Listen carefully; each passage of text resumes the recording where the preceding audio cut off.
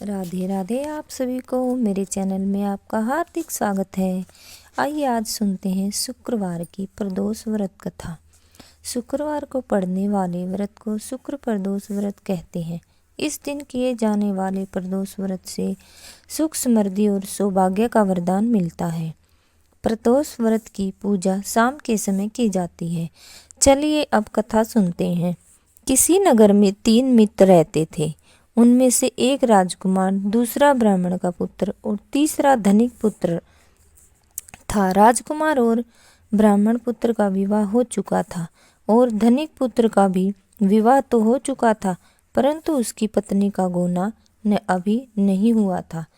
एक दिन वो तीनों स्त्रियों के बारे में चर्चा कर रहे थे।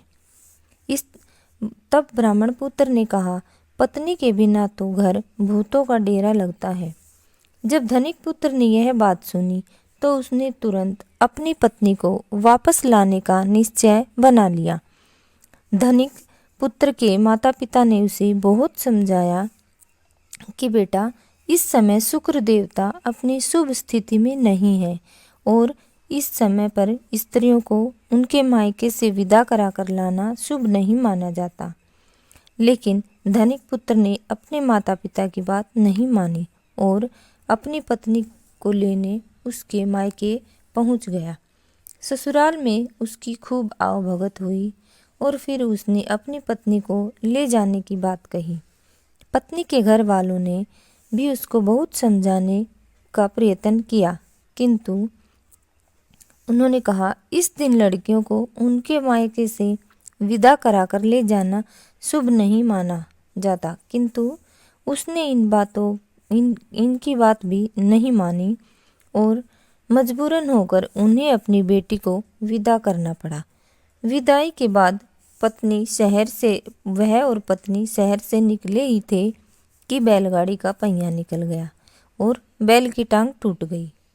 उन दोनों को भी बहुत चोटें आई, लेकिन फिर भी वह नहीं रुका और चलते रहा। चलते चलते वह जंगल में पहुँचे कि डाकुओं ने उन्हें घेर लिया और उनके पास जो भी सामान था उन्हें लूट लिया। फिर वो दोनों जैसे तैसे करके घर पहुँचे। अब घर पहुँचते ही धनिक पुत्र को सांप ने डस लिया।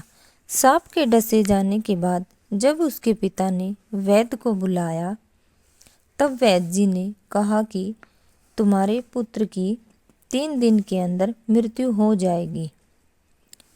यह सुनकर जब उसका दोस्त ब्राह्मण का पुत्र उसको खबर मिली, तब वह उसे मिलने आया और वह बोला कि तुम लोगों को शुक्र प्रदोष का व्रत करना होगा।